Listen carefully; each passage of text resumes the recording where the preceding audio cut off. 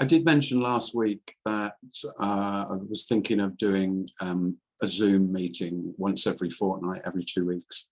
So there won't be one next week. I'll try it and see how it goes. There are still a few places available for Brighton. Anyone who's who is possible to come to Brighton, there's still a few places available for that still. That's next Saturday. A week on Saturday.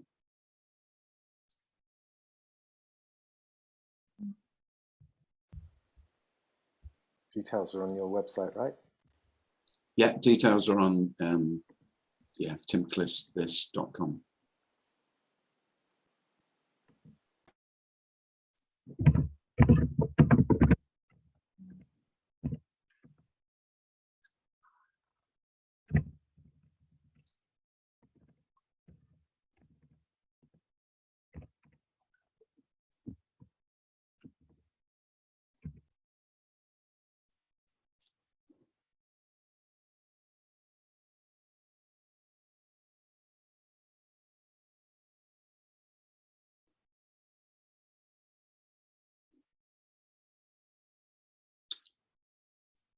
This is the strangest of achievements.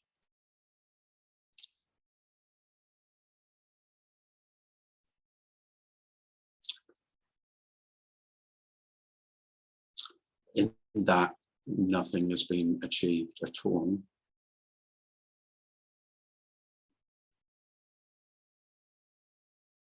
I didn't get where I wanted to get to.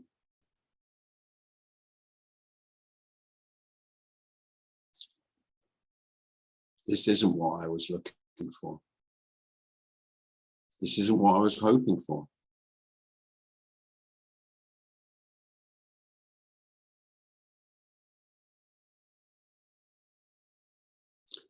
If there was a path, which there isn't, but if there were a path, then it would be failure. In every sense of the word.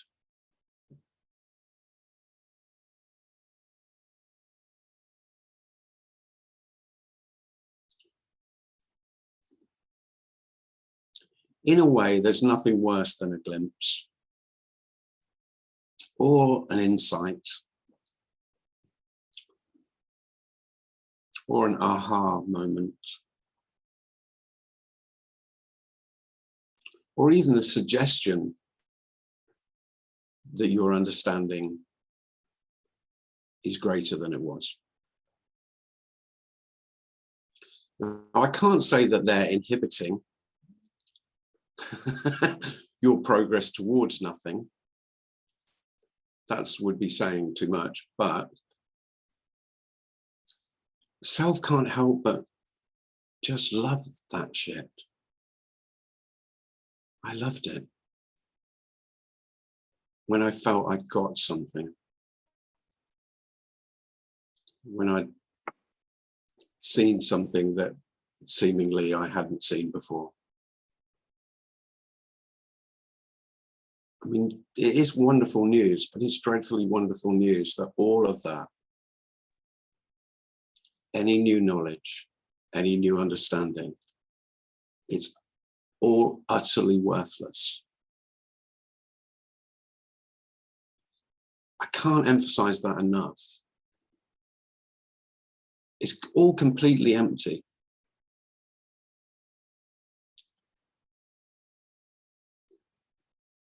And it's not a problem feeling that you know something more or you understand something more.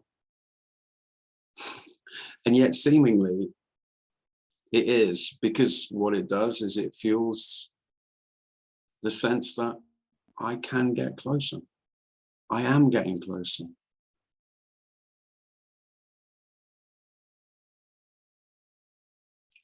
I didn't get closer. There's no possibility of getting closer or further away. This is utterly unapproachable.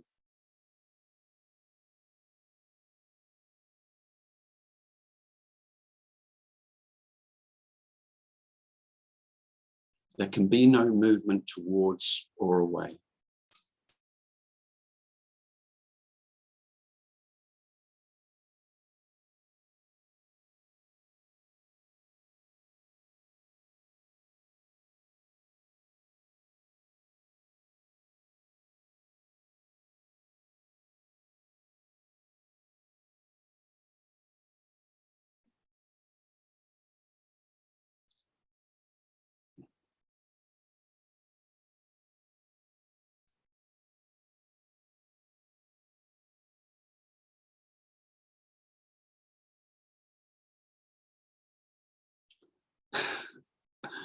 I know you're sick and tired of hearing it, but this is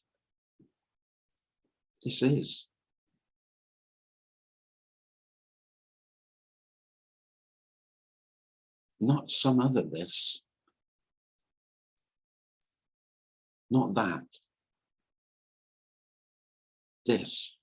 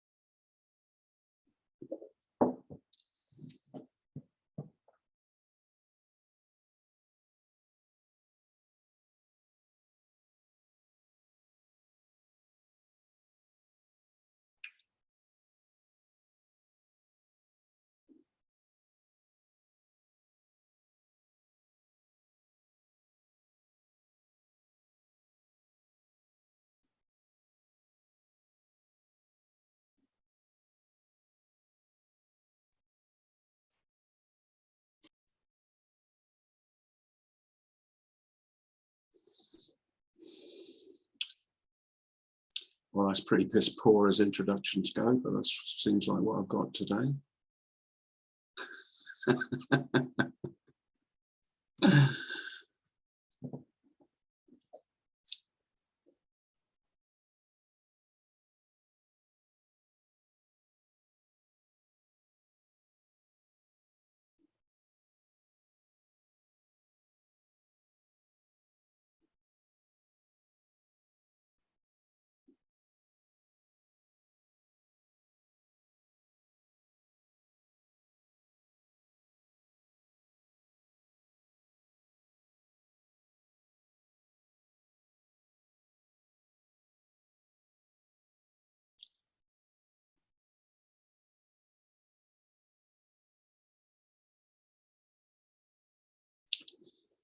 If you still have the idea that those who speak about this know what they're speaking about, I mean, that is so far off the mark. It couldn't be further. It's exactly the antithesis of that. It's just that simply there is no knowing.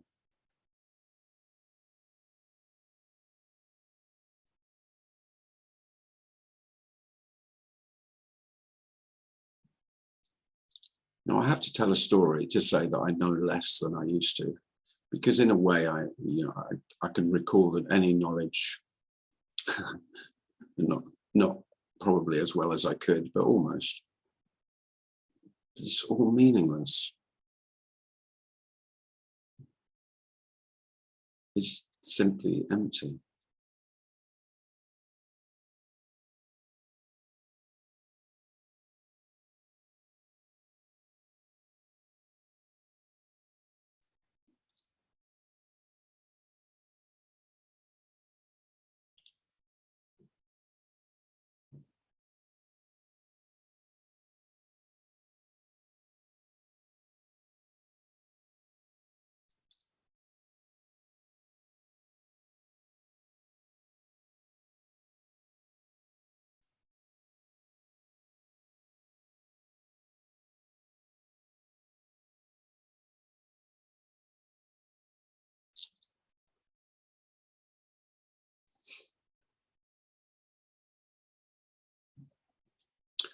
So if I could, I'd get you to give up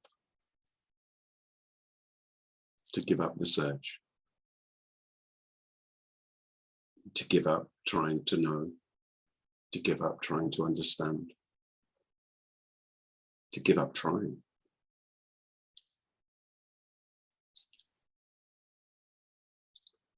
But I can't do that because that would just be giving you something else to try to do. Giving up is, if you've ever tried to give up something, takes more effort than trying.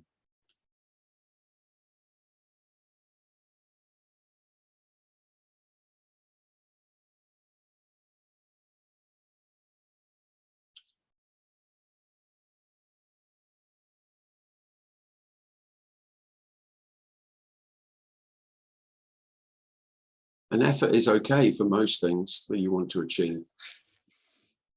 But in this, it's of no use, including the trying to give up or surrender.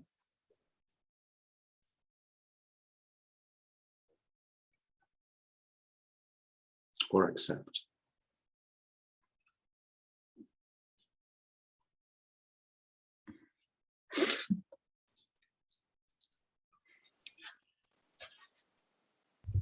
Anita has a hand up. Hi, Lisa. Hi. Hi. Hi. This is not about surrendering.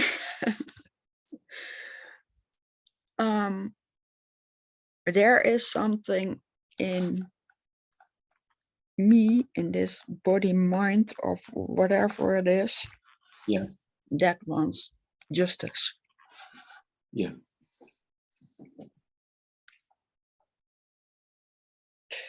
The story is, there is a colleague, there is a colleague at my work which behavior was not acceptable. So it has to do with that. Sorry, what was not acceptable, Anita? Yeah, the behavior of a colleague. Oh, yeah.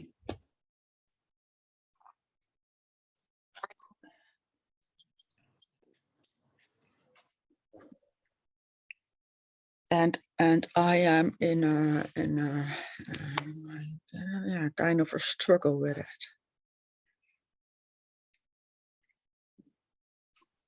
Let's try it.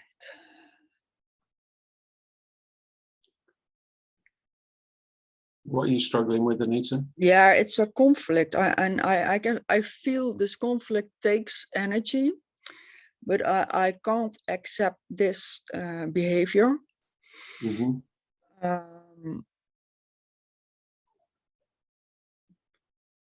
His behavior was not acceptable because it has to do with sexuality. Right. And so it makes me also angry. Yeah.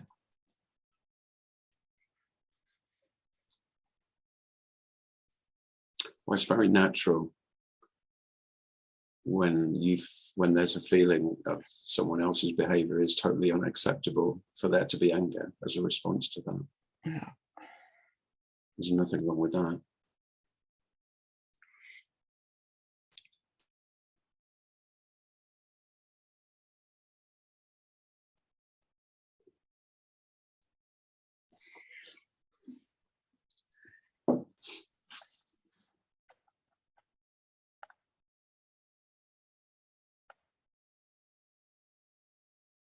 Yeah.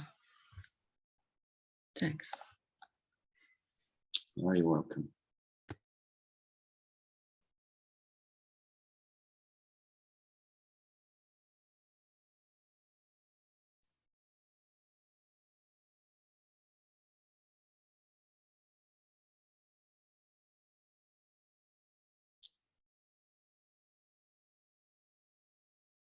I'm never speaking about being more accepting.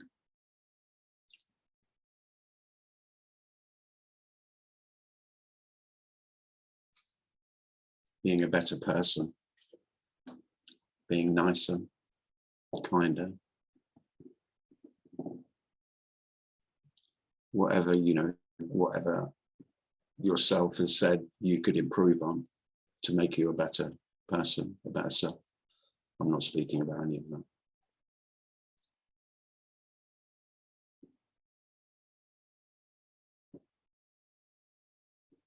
There's plenty of literature and professionals to help you do that, if that's, you know, that's what most people do. Self-improvement program.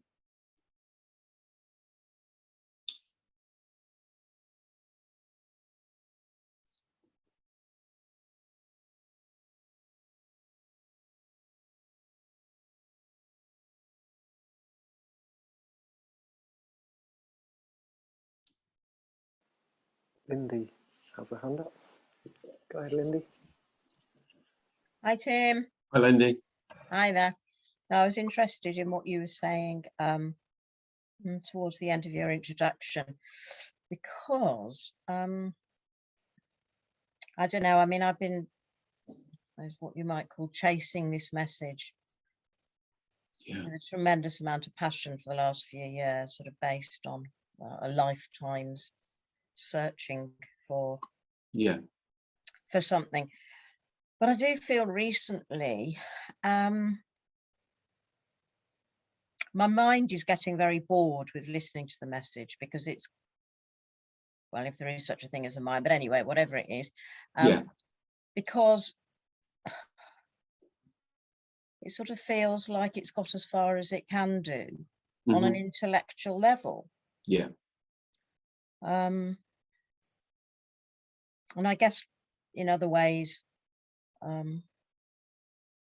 life, for the want of a better word, is taking off again in various ways, particularly with work.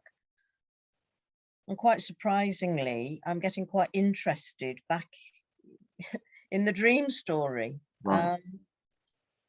which on one level is quite a relief, but there's also quite a difficult conflict about, well, not giving up, because I'll never give up, but at some level, you know, I know that what you and other speakers are saying is absolutely right at some level. You know, I so get it, but there's other things to be pursuing, and I sort of feel Absolutely. that while that happens, you know, take advantage of it, but there's some kind of worry, some kind of guilt, maybe. Ridiculous. I know the whole guilt thing's a bit ridiculous, but it's almost like, am I letting myself down by perhaps doing other things sometimes rather than listening to this? Or Right. and then you said, you know, and I've heard letting go, I've heard go to the beach, you know, go and do what you want to do. And I haven't stopped doing the things I really want to do, but there's a bit more passion back in the dream again now. Wow. And I find that worrying. Yeah. I mean, there's a story, isn't it? That only by being fully committed to this, I mean, that's a real spiritual story. That's in most spiritual traditions. It's only through utter dedication, you know, selfless dedication to this, to whatever message you're following.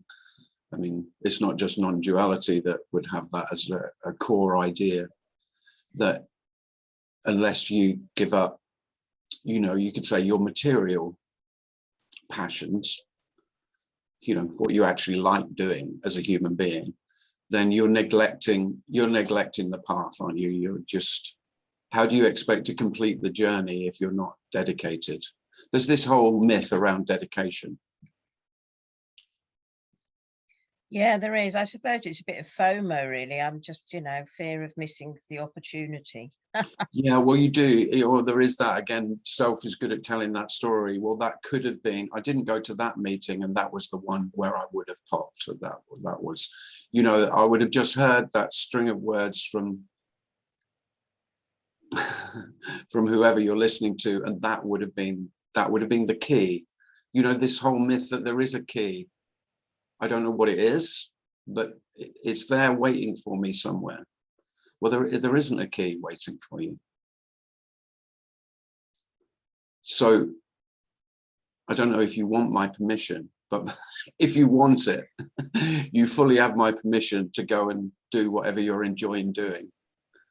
I think it is a bit about that, rather embarrassingly, really. But you know, not knowing quite where you are with this whole thing, it's just like sometimes well, the thing is, I mean, there's the story. I mean, it's just bollocks, really, complete and utter, that you know that you are on a path and you have traveled this far and you only need to go that little bit further.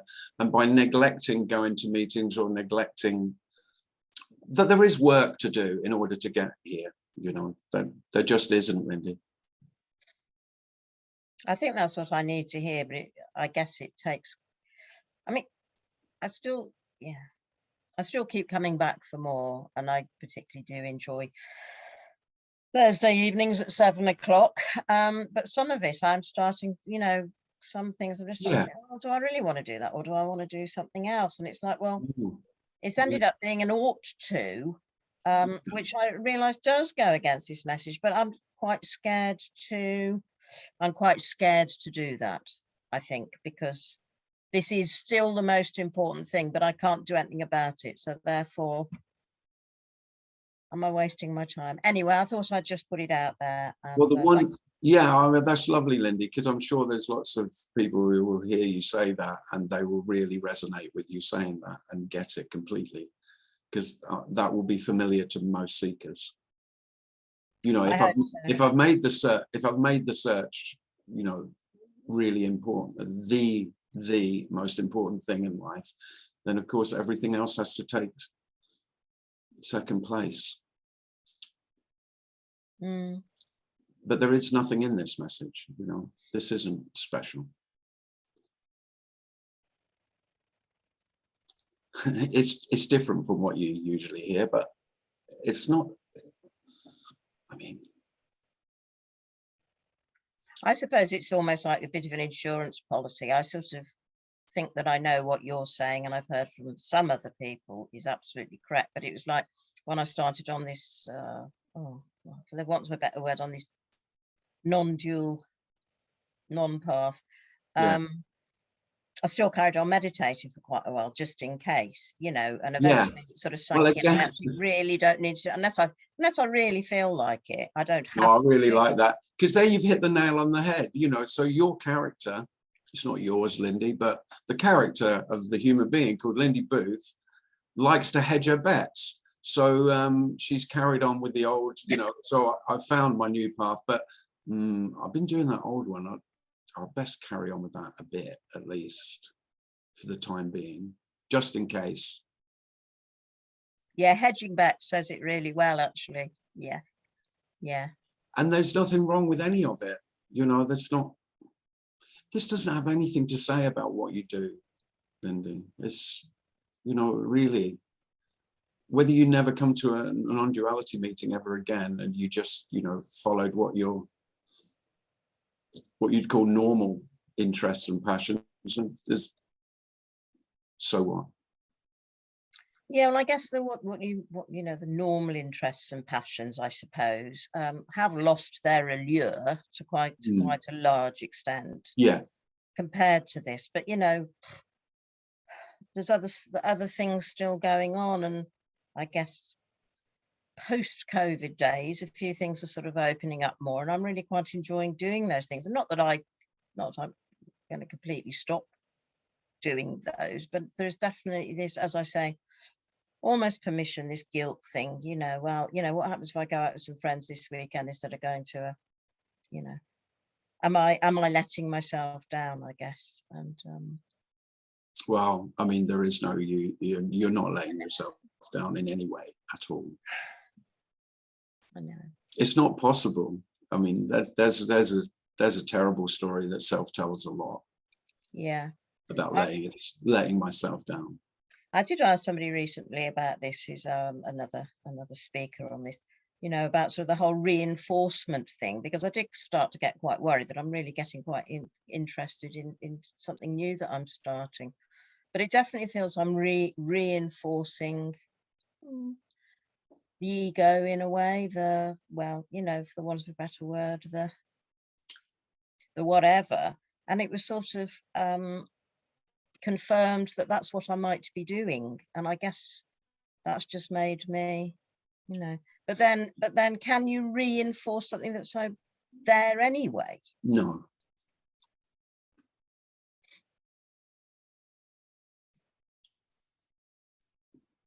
No. Right. If we talk about, you know, doing something to reinforce the illusory self, then it's just more illusion. Yeah, because I mean, 99% of the time we're doing that anyway. Well, sorry, it appears that that's what's happening here. Yeah. You know, and I'm not in, still 90+% of my time when I'm not in a meeting and hearing all this, then that's just happening anyway. So yeah. It's all okay, Lindy. I think I just want a better dream, really. I'm a bit fed up with being in a nightmare. And if I can make the dream a bit better, then Well, yeah, that's not a bad idea. okay. Thanks, Tim. That's really helpful. You're Thank welcome. you very much. Thank you. I mean, really, the liberation is that there is no possibility of getting it right or wrong. So, you know, all concerns, you know, that Lindy's voiced really clearly there, that you might have about this non-dual way, there is no way. There is no getting it right. And that's the great freedom, is that there is no getting it right. There's no one to get it right. You're not getting life right or wrong, ever. There can be judgments of getting life right or wrong. They're meaningless, they're empty too. They're fine, there's nothing wrong with them either.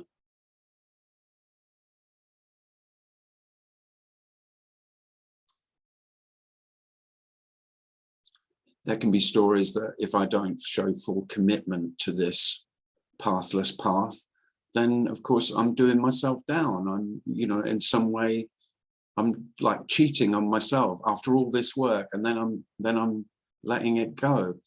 Just more stories. They don't mean anything. It's fine.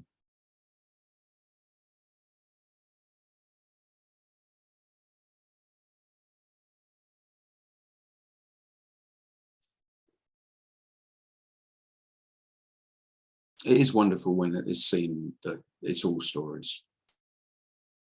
All of it. All the way down.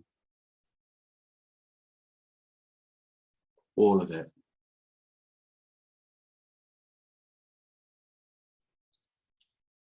You know, I sit here on a Thursday and I tell you a story. I was thinking about your intro, you know, when you said that was a piss poor intro. I mean, that's a story as well, isn't it? It's all a story. Yeah. And then I was thinking, yeah, you could do better. But it's the end of you could do better, really. Yeah. So true. Yeah. But of course, you can hear this message and think stories are, you know, the issue is with the stories. It's not. It's bugger all else.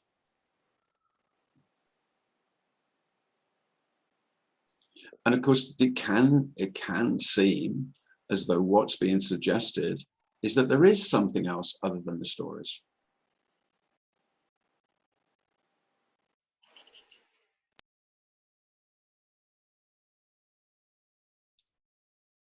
Which in a way is what non-duality suggests. But what I'm suggesting is that something else is nothing.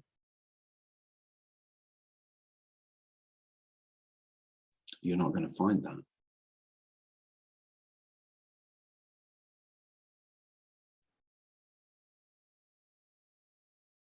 You're looking for that.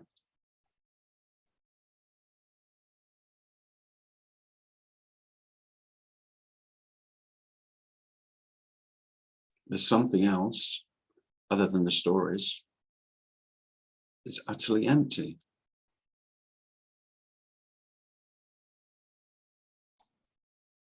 There's nothing to see.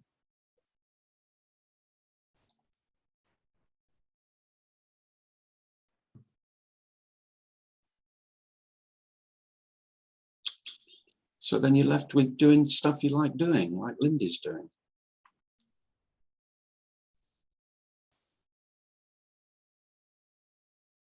The most incredible ordinary life. Rather than chasing rainbows.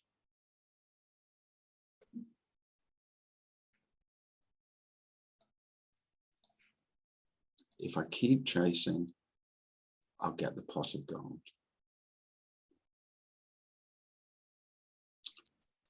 And it's not a bad analogy, because really, if you're talking about this as, you know, there's an arrival, it's the most unbelievably disappointing destination. No prize, no gold, no reward,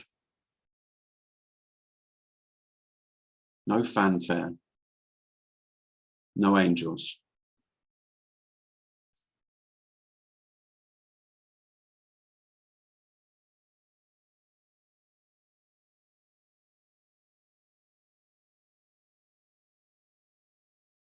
Just the story that you have called your life. This is not an escape. There's no one to escape. It's a terrible revelation. I mean, it is a revelation. It's a revelation of nothing, but it is dreadful for me because all I was looking for was something else. Even though I've listened so many times that there isn't anything else, I've imagined that there isn't something else, it is something else. It's all I can do. I can only imagine that. Because all I've got is, well, it's not this. So I hear it's just this, and I go, oh, it's just this. But I don't, when I say that as me, I don't think it's this that's happening. It's another this, it's some other fucking this. Yeah, it's the this that Tim's talking about. Yeah, exactly. It's not this. Yeah. Well, I've got this, so he can't be talking about this because it's pretty shit. That is what I'm talking about.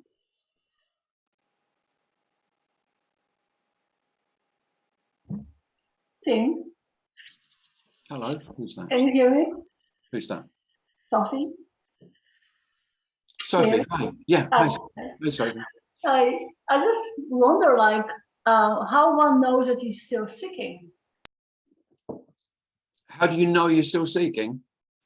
If I'm still seeking, if one is still seeking. I'm asking that because, I mean, there's like many things happened in my life. There was a lot of huge changes and many things just have collapsed. But and I feel pretty much like a, you know, the word flatliner. I mean, it's just sort of like a straight line. And I just wonder if I seek anything at all. I mean, but I don't know for sure. It just changed so much, and it's really feel like there isn't, I mean, nowhere to go to, in a sense, like something else, even though the situation is not like, you know, very satisfactory. Yeah. But it feels like the end of the, I don't know how to say, like the end of the road, or I mean, yeah, it's just, it sounds terrible. Like on one hand, it sounds like sort of like as if I'm like in sort of a graveyard, like. yeah. It's very funny. I mean, I don't feel depressed or something, but it feels like. Well, if you, what was the, did you say initially, how would I know if I've stopped seeing? Yes, I just was wondering. I mean, I don't know if there is a me or no me. If there is, it's just not so obvious anymore. I mean, once it used to be very obvious. Yeah. It was not very obvious I was seeking. Well, the thing is, yeah, you won't know if you've stopped seeking. No, you won't know. Yeah, so that's very strange. Yes, Well, it is strange, and yet it's not. Because the seeking and what you've called me, you know, what Sophie called herself, and seeking are one of the same. And so if that no longer appears, you just won't know. Yeah, it's very, yeah. It's not, there is no knowing of no self. There's no self to know. There's no self to know. There's no knowing of that at all. And actually, and the seeking, they're not two happenings. Me happening and seeking happening is the same. Yeah, I guess I thought like if I would stop seeking, that would be very obvious. Like Yeah, you would think again. yeah, You think again. yeah. That's what, as a seeker, that's what you're waiting for. You're waiting because it will be really obvious when it will be really clear and it could be crystal clear, clarity. Yeah. I mean, when I was a seeker, one of the words I really liked was clarity. Right. Yes. Because that seemed like the goal. Yes. And what would be really clear if I had absolute clarity would be, I would clearly see this, and I would clearly see the absence of myself, because they were the two things that I had in mind. That was the goal of non-duality, to clearly see no self and clearly see there's only what's happening. Yeah. And again, I mean, it's a complete misnomer. It's nonsense, really. There's no seeing this.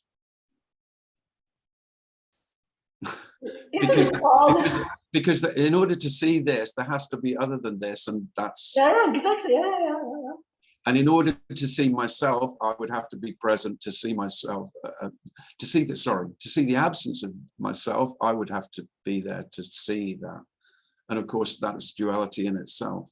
So it's just the absence of that is why you can speak about this as unknowable, not knowing, unknowing. So if it makes perfect sense if you say you don't know whether the seeking stopped or not. Right. It's like, I mean, there is no clarity, there's more chaos in a way, much more chaos. Yeah. Yeah. I mean, there can be some clues. You could say there's symptoms of the absence of self. There is no knowing of the absence of self.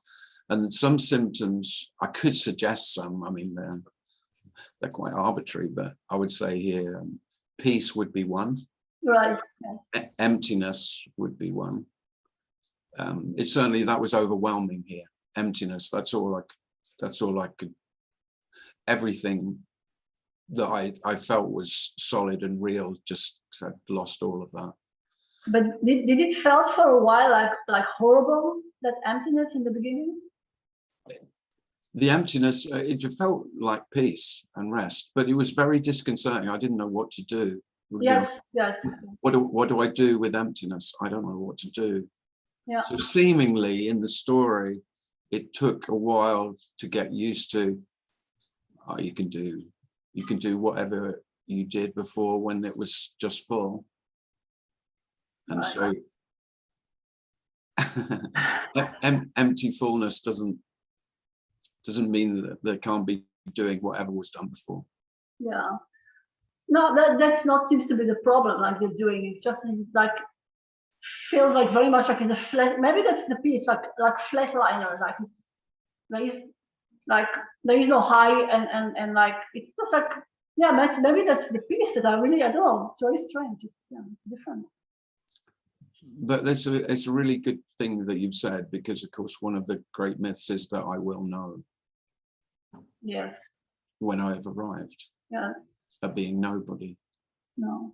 I'll know. I'll know when I'm no one. Yeah, that's the joke, isn't it?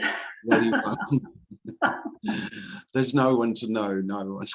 I mean, it is a great. The whole of non-duality is a joke.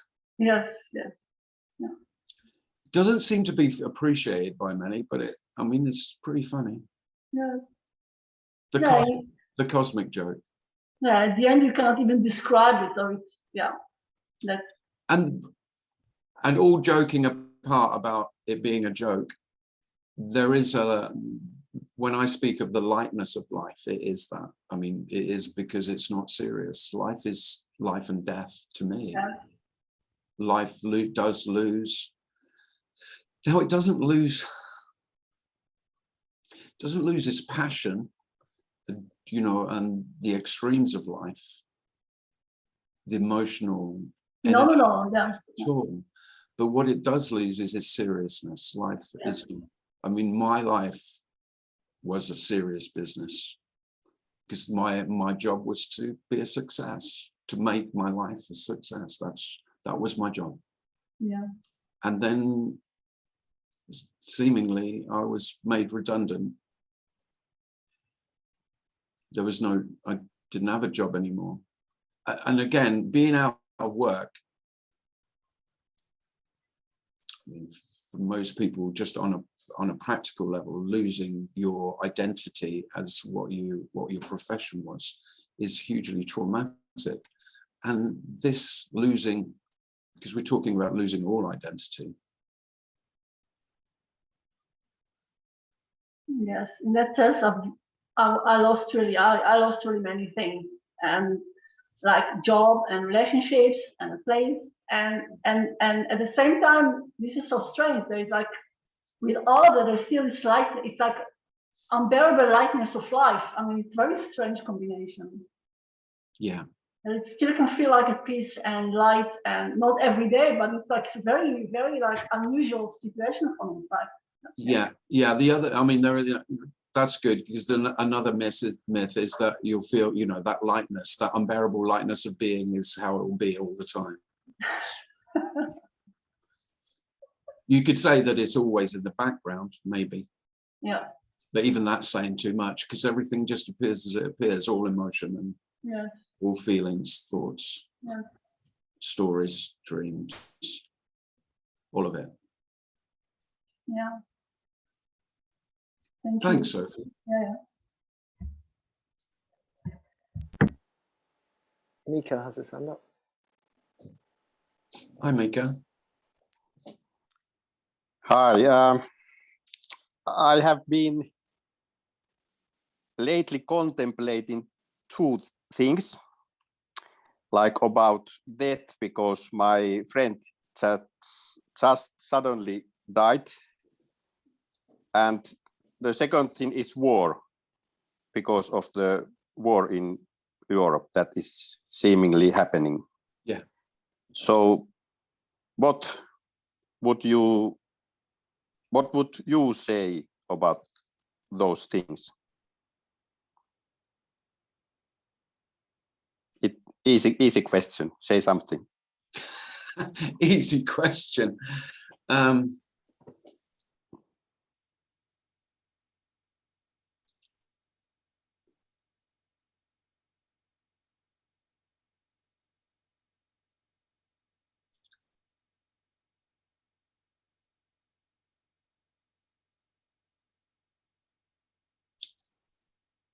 Well, this is on death.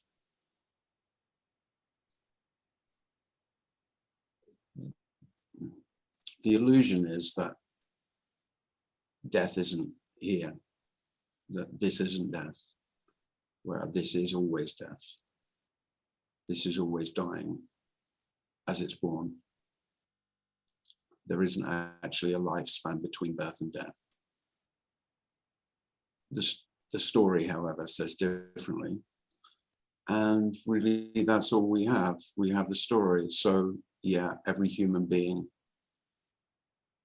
seemingly lives and seemingly dies. And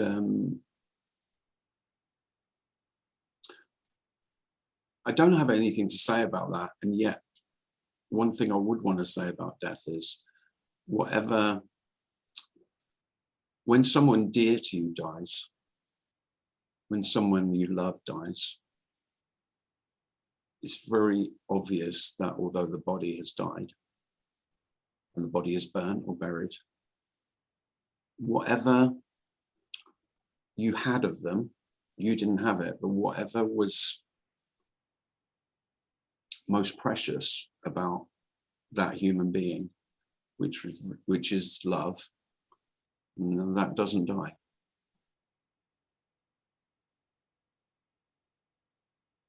So human beings die.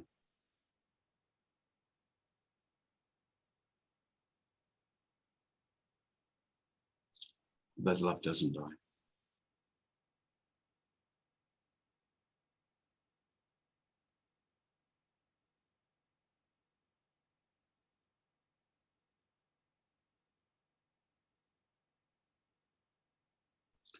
And war, I mean, war is despicable, isn't it? It's hideous.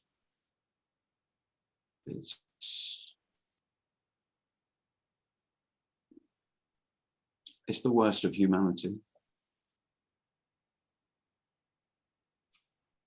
There you go. That's my story on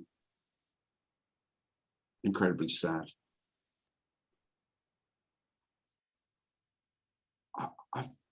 I've got nothing but compassion for everyone who's involved in it.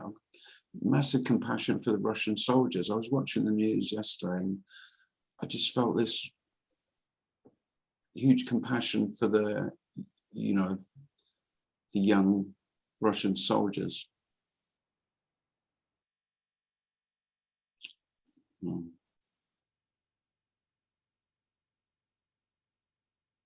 And we don't know how long does it take, this war, that it could be some weeks or months or years. Well, I mean, I don't have, I mean, I'm in no position to speak about the practicalities of how long or whatever. And for me, there's just immense sadness about the,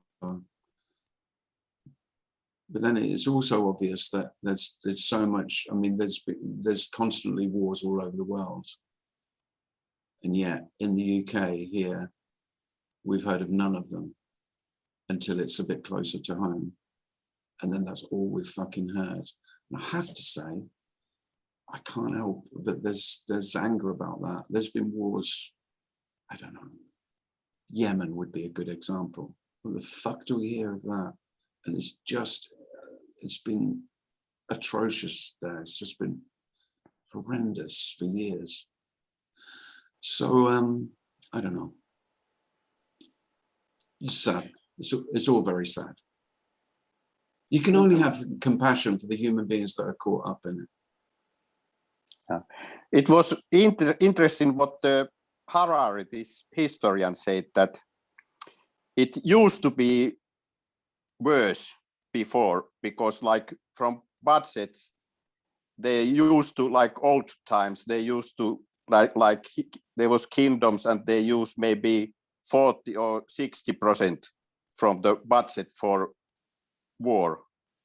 And now it has been like 2 or 3 or 4% from the budget, and that's why there has been like better healthcare and money for other things. This is also just like a story, but it was interesting to hear that it's somehow relieving. Like Germany is now using like double of the budget for defense, but it is still just, is it like 2 or 3%? Yeah.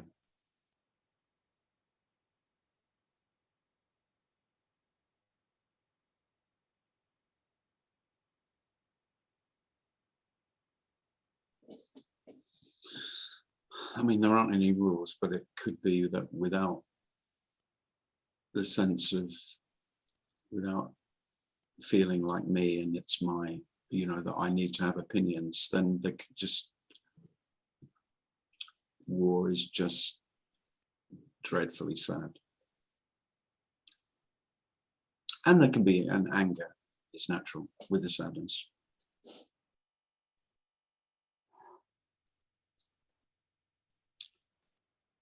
It's the worst of masculinity. That's how it feels to me.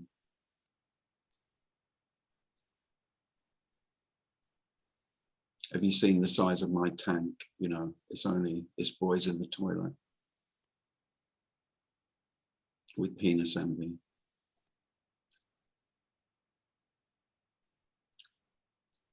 And yeah.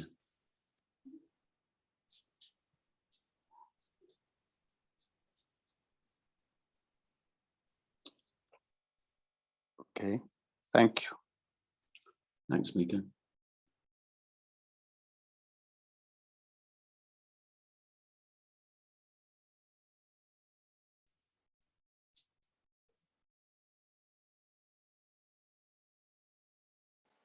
David. Go Hi, ahead. David. Oh, yeah, stating the obvious here about the war thing. It's just squaring at what you said with the notion that things couldn't be any other way. Maybe that's the real horror. Or Yeah. the peace at the same time, I don't know. Or nobody's to blame, perhaps. Maybe that's the real horror. I mean, that's really totally unacceptable to self. Yeah, that's why this message is generally not acceptable.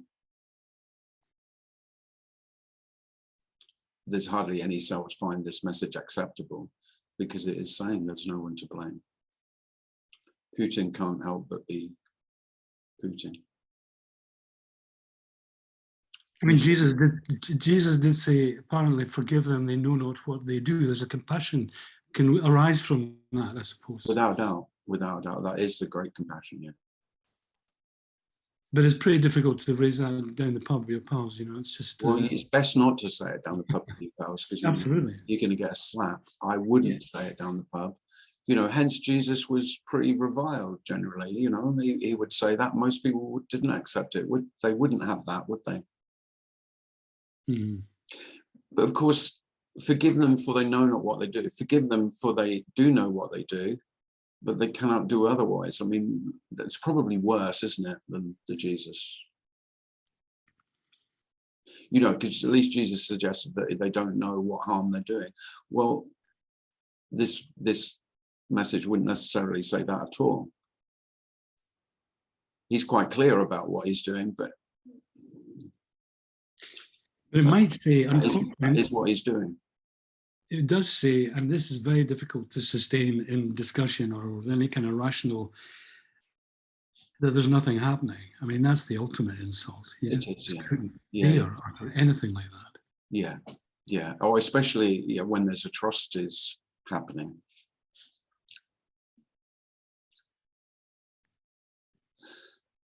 Well, the thing that, I mean, the not happening is equally happening. That's the, you know, that's the parity. That's the problem that can't be solved. So of course there is war happening. War happening, like everything else happening, is nothing happening. But it is war happening.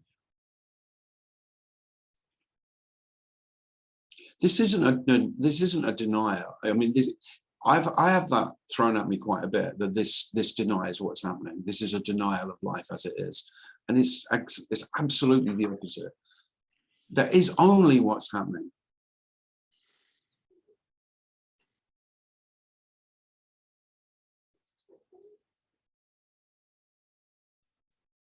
This isn't a denial. This isn't some, what do you call it, spiritual bypassing.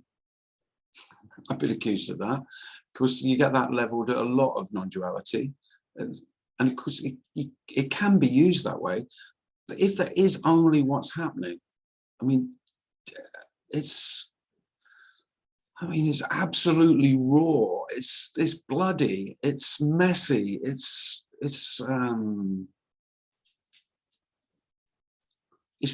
complete opposite of denial.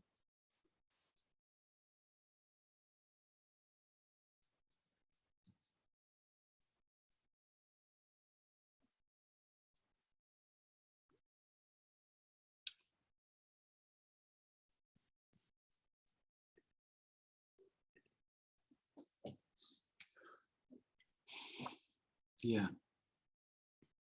But it doesn't give you answers on what people want. I mean, what self wants with the problem of war, along with all other problems, is a solution. This is not the offer of a solution.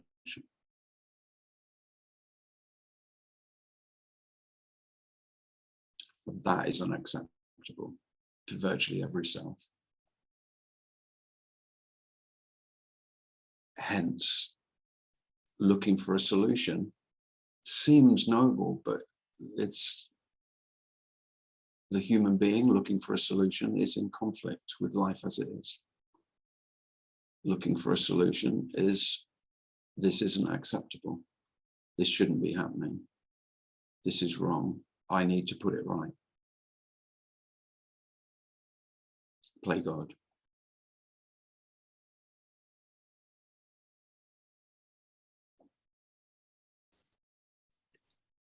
And I'm not saying that's wrong.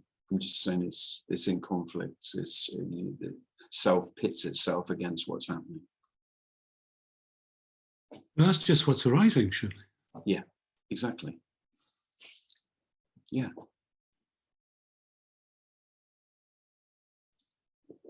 There's no peace in it, though, is there? I wouldn't know. Well, you know, I just mean there's no, because I'm not saying about accept either, because that's just something else for me to do. But whilst there is a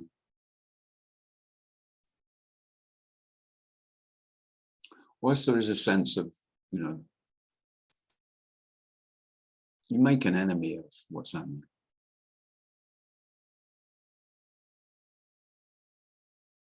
I think, and just to finish off, Tim, it just, I don't have the exact words, but it just reinforces, because it's baffling, it's completely mind-boggling, and it's just completely beyond any kind of understanding.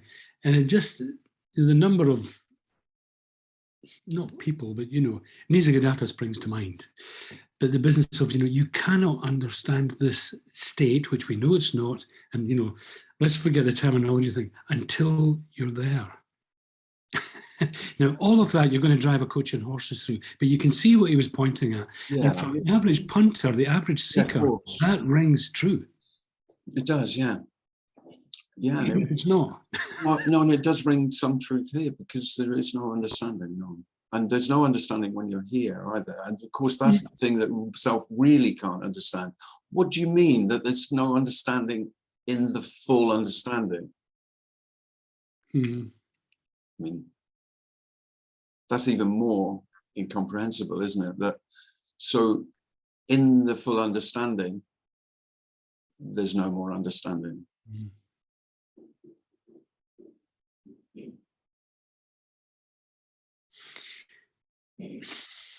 I mean, I do think when Nisargadatta and traditional Advaita teachers speak about this, they do emphasize understanding a lot more than I would.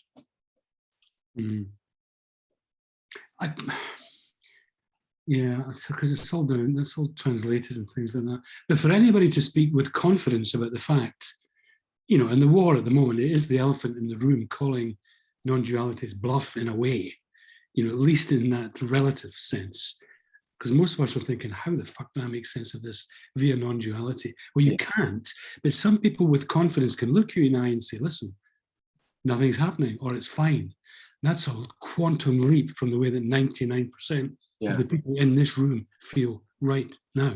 But yeah, but I'm not saying it's fine. You know that, David. I'm not. I know, and it's a problem with language. We're cutting to the chase all the time. But really, I mean, I've been in tears. I've been angry. You know, they're not responses of it's fine, but it's fine that it's not fine. But that's really hard to convey. And that's impossible to convey. But that's the Nisargadatta thing. And you know, unless that has arisen, you're not going to have a clue what's being talked about here. No. So I'm just stating the obvious. Oh, thanks, David. Thank you.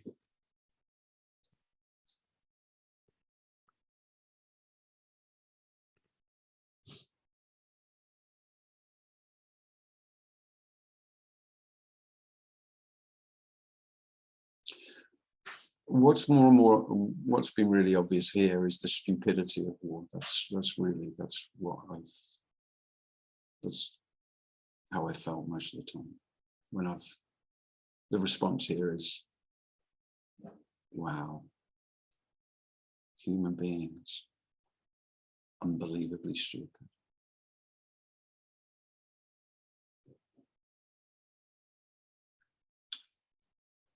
It's also, it also seemed very obvious that it's all down to fear.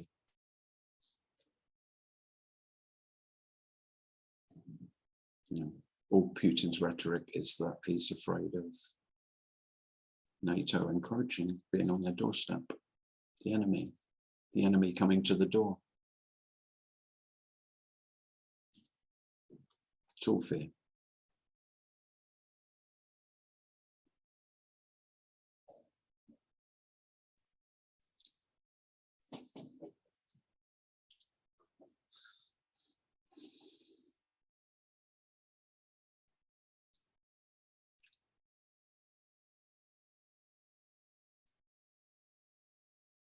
There is a great piece in that you don't need to know the answers anymore.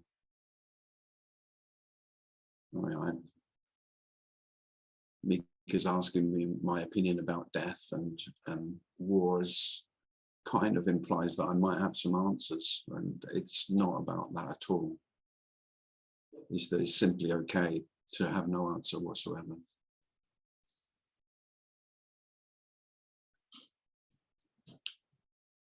There's no desire to be God anymore.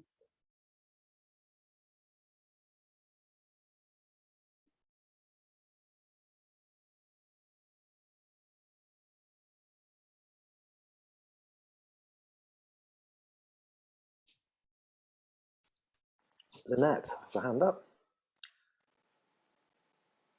Go ahead, Lynette. Did you hear me? Lynette. She's gone. She's gone. Maybe she's cut off. I thought I was driving down the road on my bike the other day. I was riding down the road. I was muted. Now I'm on. Oh, no, go ahead, Lynette. Go ahead. Hi. Sorry. So, Hi, Lynette. you know, hi. Hello, everybody. You know, when I look at my own warring self and my own warring impulses, you know, it's always about self-preservation. And, you know, war is just the big example, but it all comes down to the threatened self, always. Yeah. And imagine what Putin must feel like in his body. I mean, just what drives him. And it's pitiable. It's well, you know, sad, tears, rage, everything comes up in response. Yeah. But I know, I throw it back onto myself and I say, you know, how am I any different when I have a warring response or and I don't have my thing on, but my video. But sometimes I can get so angry about the stupidest little thing, and it seems somehow no different ultimately from the big expression that we're living through. I mean, you know, just it comes down to. Yeah. Go ahead. No, that's a good point. Go ahead. Yeah, you just don't have armies at your disposal, Lynette, to you know, to send the tanks in. But what you're suggesting is, when you're angry, you could do. Yeah, exactly. I mean, I can be, you know, vituperous and mean and horrible and yeah. If self feels threatened, yeah, and it had tanks, then most selves would use tanks. There you go. Yeah. Thanks, Lynette. And that's frustrating. It's frustrating as hell because you can see it. I mean, at some point, you know, we have these. I've lost you there. But it's always after the fact, and then it's oh my stable. Hang on. You're coming and going. I say I can catch my. Yeah. All right. Doesn't matter. I am coming and going. That's life. Okay. Yeah, you are. Yeah. I was just saying I can catch myself, but it's always after the fact, always after the verbiage, after the explosion, after the reaction, and I can see it. And that's the big frustration for self that's trying to be something other than, you know, what's expressing. So I don't know. it feels so hopeless, and it is. That's why it Seems- feels like it, yeah. Mhm. Oh, It well. is, it's all wonderfully hopeless, Lynette.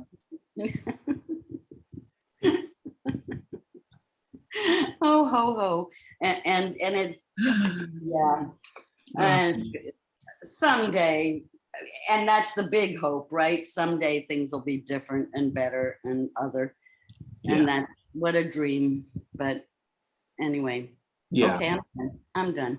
thanks, Lynette. Thanks. There won't be another day. There's just this day. Mm. Not even this day. Just this moment. Not even this moment. Even a moment is too long.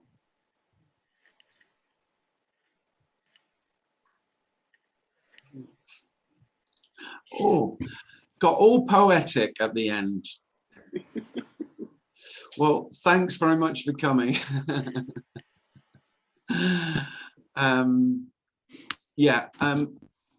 For those of you who are, you know, faithful, the faithful, I'll call you, who come most Thursdays, I kind of apologize that I won't be here Thursday. I'll give it a try, but then, you know, I'll probably miss it more than you. And so in a couple of weeks, I'll go, no, I'll be back to doing it every week. But we'll try next Thursday. There won't be a meeting. So I'll email everybody at the end of next week and invite. If you're not on the email list and you'd like to be, then just message me through the website. It's clisstim@gmail.com. But yeah, thanks for coming, everybody. And Thanks, Tim. Thanks, Tim. Thank you. thanks, Bye. thanks a lot, everybody. Thanks for coming. Tim. Thanks, Bye-bye. Tim. Thank you, Tim. Thanks to Darren as well. Thanks, Darren. Thanks, Welcome. Dan. Means we can watch Top of the Pops. It Cheers. means we can watch Top of the Pops. Did I watch Top of the Pops? No, it means we can watch it next week. Oh, it's true, yeah. Is Top of the Pops still on a Thursday? Yeah. You That's what I only was have to go thinking. back I was gonna 50 say, years in In time. 1977, You need the TARDIS. are the Undertones still in the top 5? Used to be Thursday at 7:30. Oh, I never missed it, David. Yeah. Thanks again, Tim. Thank you. Yeah, take care. Cheers. Bye. Darren, you have to remember your bicycle story.